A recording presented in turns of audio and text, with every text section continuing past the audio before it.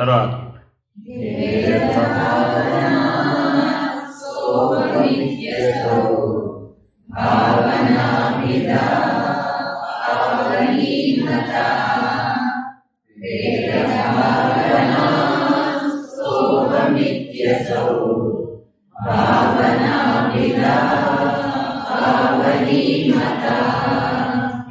పరమాత్మ వేరు, నేను వేరే అనే భేద జ్ఞానం కనుక అతడే నేను అని అభేద జ్ఞానమే పావనమైంది.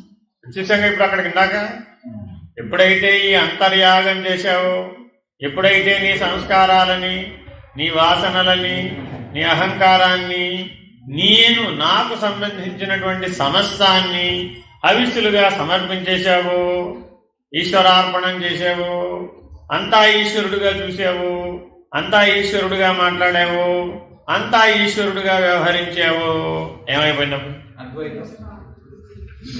అభేద భావన.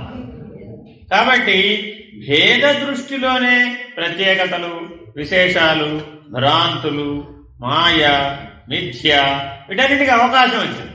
ఎందువలన? అనేకత్వం వలన. మనం క్రమేపీ ఏం పోగొట్టుకోవాలట?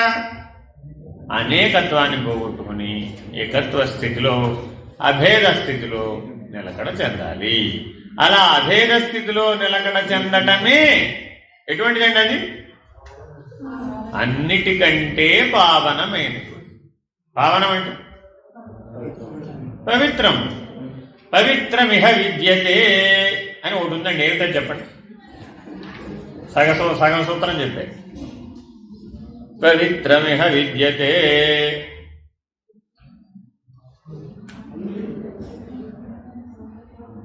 నోట్లో ఆడుతోందండి, బయటికి రావట్లేదు. అంటే భగవద్గీతా వాక్యం. మంచినీళ్ళు లేవునన్నా ఇక్కడ. నహి జ్ఞానేన సదృశం పవిత్రమిహ విద్యతే. ఎవరో చెప్పిన వాళ్ళకి ధన్యవాదాలు. ఈ ప్రపంచంలో అన్నిటికంటే పవిత్రమైనది ఏది? జ్ఞానమే పవిత్రమైనది.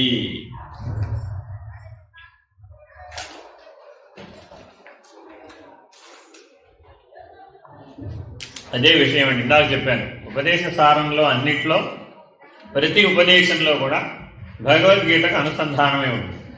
నహి జ్ఞానేన సదృశం పవిత్రమిహ విద్యతే. జ్ఞానాన్ని మించినటువంటి పవిత్రం ఏది లేదు. ఏ జ్ఞానం? అభేద జ్ఞానం. బాగా గుర్తుపెట్టుకోవాలండి. మన లోపల వ్యవహార జ్ఞానం, వృత్తి జ్ఞానం ఉందా లేదా? దానికి చెప్పాలా? అర్థమైందండి?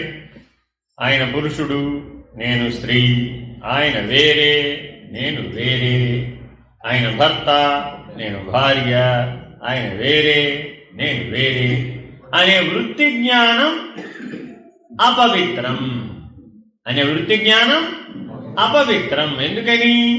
భేద దర్శనం కలుగుతుంది.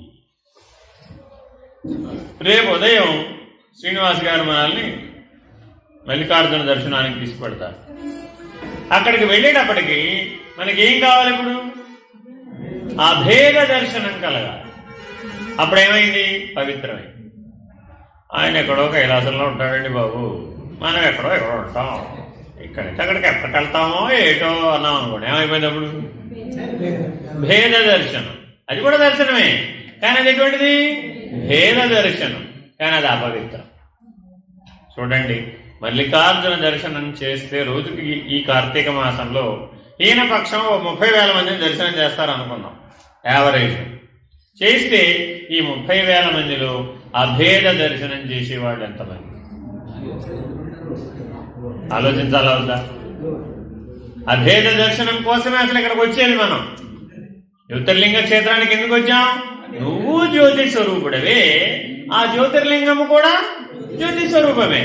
మరి ఇద్దరి ఒకటే జ్యోతి, అది ఇది జ్యోతి అయినప్పుడు, స్వయం జ్యోతి స్వరూపమే అయి ఉన్నప్పుడు అది అభేద దర్శనం కదా, అవునా కదా? కానీ మరి మనం ఇక్కడ వెళ్ళాక ఏం చేసాం? శివ, సాంబ శివ ఎక్కడో ఉన్నాడు కైలాసంలో, గట్టిగా పిలిచాడు. అర్థమైందండి? చూడండి, అక్కడికి వెళ్ళేటప్పటికి ఒక్కొక్కడికి భక్తి ఆవేశం పెరుగుతుందండి. అదే తిరుమల వెళ్ళారనుకోండి, గోవిందా గోవిందా అంటాడు. ఎక్కడి నుంచి మొదలు పెడతాడు? బంగారు వాకిల దగ్గర మొదలు పెడతాడు. అర్థమైందా? అంటే ఏమైపోయింది ఇప్పుడు అక్కడ? భేద దర్శనం. మరి అది అపవిత్రం కదా. మనం దేవాలయానికి, క్షేత్రానికి ఎందుకు వచ్చాం? పవిత్రమని కదా వచ్చావు, శౌచమని కదా వచ్చావు. కానీ ఏం పొందావు? అజ్ఞానం, అపవిత్రం, భేద దర్శనం. ఏమండి దర్శనం బాగా ప్రపంచంలో అందరూ మనల్ని ఏమడుగుతారండి? వెళ్ళొచ్చానంటే ఏం అడుగుతారండి? దర్శనం బాగా జరిగిందండి ఏం చెప్తారండి? అబ్బా ఏం జనాలు అండి. ఆయన ఏమడిగాడు ప్రశ్న? దర్శనం బాగా జరిగిందండి అంటే ఇది దర్శనం ఇప్పుడు ఎవరు చేసుకున్నాడు? జనాల గురించి అనమాట. ఆ భక్తులు ఎవరైతే వచ్చారో వాళ్ళని చూడడానికి. అందుకని ఆయన ఏమడిగాడు? దర్శనం బాగా జరిగిందండి. ఏం జనాలండి బాబు, దొక్కిసలాట, అరక్షణం కూడా చూడలేదు. ఇప్పుడు ఇది భేద దర్శనమా అభేద దర్శనం? అంటే మనలో మనకి ఎప్పుడైతే మన మనస్సుని, బుద్ధిని, చిత్తాన్ని, అహంకారాన్ని ఈశ్వరీయమైనటువంటి దృష్టితో, ఈశ్వరార్పణతో ఉపయోగించుకోవడం రాలేదు, నీవు జ్యోతిస్వరూపమైనటువంటి నిర్ణయంలో నిలకడగా లేవు. యజ్ఞంలో పూర్ణాహుతి చేసినప్పుడు ఏమవుతుంది? ఆ అగ్నికీలలు అలా పైకి లేస్తాయి. అప్పటిదాకా లేవండి, పూర్ణాహుతి చేసినప్పుడే పైకి లేస్తాయి. మీరు గమనించుకోండి. అందుకే అందరినీ పూర్ణాహుతి టైం దగ్గరికి పిలుస్తారు. అక్కడక్కడ దూరంలో ఏ పనుల్లో ఉన్నాడో ఆ పనులను ఆపేసి ఒకసారి ముందు ఇక్కడ వెళ్ళి పూర్ణాహుతి టైం వచ్చిందంటారు. గట్టి మేళం కూడా వినిపిస్తారు. వినిపించి ఆ పూర్ణాహుతి జరిగినప్పుడు ఇలా పైకి లేస్తాయి అన్నమాట అగ్నికీలలు. అంటే నీవా జ్యోతిస్వరూపుడైనటువంటి వైశ్వానరుడవు, అగ్నిస్వరూపానివి, చిదగ్నిస్వరూపానివి. ఈ సకల సృష్టి, ఈ పంచభూతాల నిండా వ్యాపకమై ఉన్నటువంటి ఏ చిదగ్ని ఉన్నదో ఆ చిదగ్ని స్వరూపుడవు నువ్వు, జ్యోతిస్వరూపుడవు నువ్వు అనే నిర్ణయాన్ని ఆ పూర్ణాహుతి మంత్రాలలో చెప్తాడు. ఒక పక్కన మంత్రంలో చెబుతూ ఉంటాడు, స్పష్టంగా నీకు అక్కడ చూపెట్టడానికి ఆ పూర్ణాహుతి చేయిస్తాడు. కర్మగా చేయించి ఆ పూర్ణాహుతి భస్మాన్ని రక్షగా ఇచ్చి పంపిస్తాడు. యజ్ఞప్రసాదం ఏంటండి? యజ్ఞప్రసాదం అంటే ఇలాగా బిర్యానీ పెట్టమంటే పెట్టరు, అర్థమైందా? ఏం పెడతారు? భస్మ. పూర్ణాహుతి భస్మాన్ని రక్షగా ఇస్తారన్నమాట. ఏమిటి రక్ష? నీకు అంతర్యాగం చెయ్యమని, అదే నీకు రక్ష. ఎవడైతే అంతర్యాగం చేస్తాడో వాడిని ప్రపంచంలో భూత, ప్రేత, పిశాచ, యక్ష, రాక్షస ఏ రకమైనటువంటి శక్తి కూడా వాడిని ఏం చేయదు. ఎందుకని? వాడి అంతర్యాగం లోపల ఎప్పుడూ జరుగుతుంది. వాడి హృదయం చిదగ్నికొండ సంభూత దేవకార్య సముజ్జత. అమ్మవారు అష్టాదశ భుజ దుర్గగా వాడి హృదయంలో ఎప్పుడూ ఉంటుంది. రాజరాజేశ్వరిగా, లలితాత్రిపుర సుందరిగా ఆ చిదగ్నికొండ వాడిలో అంతర్యాగం ఎప్పుడూ మండుతూ ఉంటుంది. వాడిని ప్రపంచంలో ఏ శక్తి ఏం చేయగలదు. ఎందుకని? వాడు కాదు కదా. వాడు నామరూపాలు కాదు, వాడు భేద దర్శనం కాదు, వాడు అపవిత్ర దర్శనం కాదు, వాడు అభేద దర్శనం. అదేనండి ఈ ప్రపంచంలో అన్నిటికంటే పవిత్రమైనటువంటిది ఏదయ్యా? ఈ అభేద దర్శనమే ఉత్తమోత్తమైనటువంటి పవిత్రమైనటువంటిది.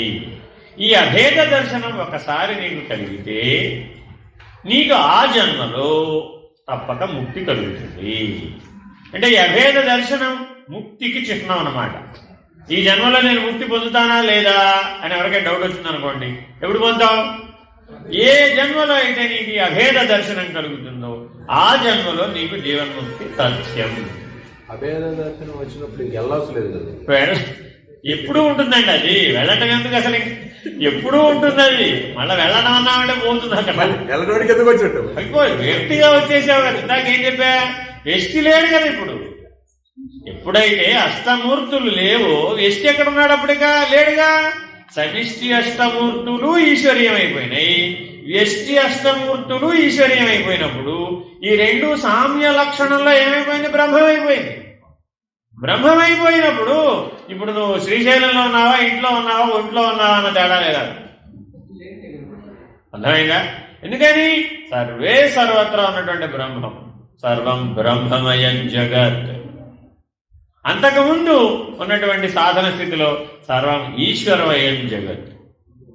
ఎప్పుడైతే ఈ స్థితికి వచ్చేసావో అభేద దర్శనానికి, అప్పుడు సర్వం ఈశ్వరమయం జగత్ కాదు, సర్వం బ్రహ్మమయం జగత్. అర్థమేనండి? సాధన దశలో ఉన్నప్పుడు సర్వం ఈశ్వరమయం జగత్. జ్ఞాన దశకు వచ్చేసి సిద్ధి దశకు వచ్చేసేటప్పటికి, అభేద దర్శనానికి వచ్చేప్పటికి సర్వం బ్రహ్మమయం జగత్. అర్థమైందండి? ఇప్పుడు ఎస్టి నాగలక్ష్మి, ఎస్టి అరుణ లేరా? ఉన్నారా? లేదా? అర్థమైందండి? కర్మలు ఉన్నాయి, అవి ఎస్టి లేకపోతే. కర్త లేకపోతే కర్మ ఎక్కడి నుంచి? కర్త కర్మ లేకపోతే బంధం ఎక్కడి నుంచి వచ్చింది? బంధం లేకపోతే అసలు నీకు జన్మ ఎక్కడి నుంచి వచ్చింది? కర్మచమే జన్మచమే కదా, కర్మే జన్మనిస్తుంది. జ్ఞానచమే కర్మచమే, జ్ఞానం కర్మనిస్తుంది. మళ్ళా కర్మ ఎక్కడ చేస్తుంది? దానికంటే ముందు జ్ఞానం ఉంది, జ్ఞానంలో నుంచే కర్మ వచ్చింది. నీకు ఆ జ్ఞానమే లేకపోతే అసలు ఆ కర్మే రాదు. నీకు ఆ పరిజ్ఞానం లేకపోతే ఆలోచన రాదు. నీకు ఎవరికైనా సరే అంగారక గ్రహం మీదకి శాటిలైట్ వేసుకెళ్లాలని ఎప్పుడన్నా ఆలోచన వచ్చిందా? రాలేదా? వచ్చే సంవత్సరం నేను అంగారక గ్రహం మీద ఇల్లు కట్టాలి అని ఎవరికైనా ఆలోచన వచ్చిందా?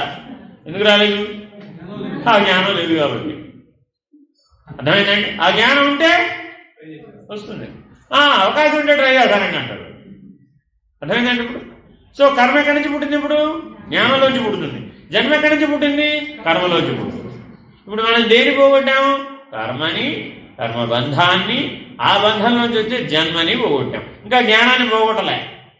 జ్ఞానాన్ని ఆధారంగా చేసుకుని కర్మని, కర్మబంధాన్ని, కర్మబంధంలోంచి ఉత్పన్నమవుతున్న జన్మని, ఇవన్నీ భేద దర్శనంతో ముడిపడి ఉన్నాయి.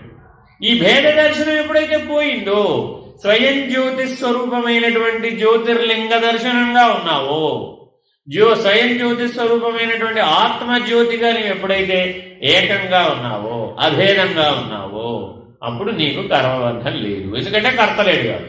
జ్ఞానంలోంచి కర్మ వచ్చినప్పుడు గురుగారు తొలిగా పుట్టిన మొదటి జన్మ తీసుకున్న వాడికి కర్మ లేదు కదా జన్మ.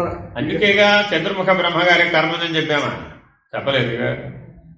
చతుర్ముఖ బ్రహ్మగారు మనలాగా కర్మబంధంలో ఉన్నాడని చెప్పామా? చెప్పలేదుగా. కాబట్టి మొదటి పని ఎవరు చేశారు? ఆయన కదా చేసింది. ప్రథమ సంకల్పం ఎవరికి కలిగింది? చతుర్ముఖ బ్రహ్మగారి కలిగింది. ఆయన జ్ఞానంతోనే చేశాడు సృష్టి. అర్థమేనండి? నీకెందుకు వచ్చింది మరి ఆ జ్ఞానం? ఆయన అభేద దర్శనంతో ఉండమంటే నువ్వు భేద దర్శనంతో ఉన్నావు కాబట్టి, ఆయన క్షేత్రజ్ఞుడుగా ఉండమంటే నువ్వు క్షేత్రంతో సాంగత్యం పొందేవు, సంగత్వాన్ని పొందేవు కాబట్టి. కానీ ఆయన అక్షర పురుషుడు కదా, నిన్ను క్షరపురుషుడిగా ఎవరు చెబుతున్నారు? ఇది ఆయన ఇచ్చిన తెలివా, మన సొంత తెలివే? అదేమో స్వరూప జ్ఞానం, ఇదేమో భ్రమామయమైనటువంటి, భ్రాంతిమయమైనటువంటి, మిథ్యాభూతమైనటువంటి, మాయాకల్పితమైనటువంటి నేను. అందుకని మనం వ్యవహార నేనుకి ఇచ్చినంత ప్రాధాన్యత సత్య నేనుకి ఇవ్వడం లేదు. మనకు వచ్చిన తగాదా ఏంటి? ఇప్పుడు మనం వ్యవహార నేనుకే ప్రాధాన్యత ఇస్తున్నాం. మీ జీవితం అంతా మీరు స్త్రీ అనే విషయం మర్చిపోతారండి. భార్య, తల్లి, ఇతరత్ర ఎన్ని పాత్రలు వేస్తే ఆ 108 పాత్రలు వచ్చేస్తాయి. ఎన్టీ రామారావు పాపం 5 పాత్రలే వేశాడు. ఆడవాడు 108 పాత్రలు వేస్తాడు. ఒకరికి మరదలు గారు, ఒకరికి వదిన గారు, ఒకరికి మరొకటి, ఒకటి ఆడపడుచు గారు, ఒకటికి ఇంకా ఇంకా ఇంకా ఎన్నైనా పెంచుకుంటూ పోతుంది. బీరకాయ పీసు దాకా వెళితే ఎన్ని పాత్రలైనా సృజించవచ్చు. అక్కయ్య గారు, చెల్లెలు గారు, ఇంకా అన్ని పాత్రలు. ఇటు కూడా అంతేనండి. ఇటు చెప్పినా ఇటు అంతే. ఈ పాత్రలన్నీ ఎక్కడి నుంచి వచ్చినాయి? వ్యవహారాత్మక బుద్ధి నుంచి వచ్చినాయా, వ్యవసాయాత్మక బుద్ధి నుంచి వచ్చినాయా? మన బుద్ధి 2 రకాలండి. ఒకటేంటి? వ్యవహారాత్మక బుద్ధి. రెండవ బుద్ధి లోపలికి తెలియదేంటి? వ్యవసాయాత్మక బుద్ధి. మనం వ్యవసాయాత్మక బుద్ధిని కలిగి ఉండాలా, వ్యవహారాత్మక బుద్ధిని కలిగి ఉండాలి. అని మరి మనం వ్యవసాయం కొనటం లేదే, క్షేత్రం బాగు చేయడం లేదే, ఆ బుద్ధిని బాగు చేసాం ఎప్పుడన్నా? చేయలేదు కదా. చేయబోయేటప్పటికి ఏమైపోయింది? అది ఇటు తిరిగే పని చేయడం. భేద దర్శనమే సత్యం అని, ఆపోజిట్ కాంట్రాస్టే సత్యం అనుకుందంతే. అందుకని జాగరూకులై అజ్యధారయా శ్రోతసాసమము సారచింతనం విరళతరం సోహమిత్యసౌ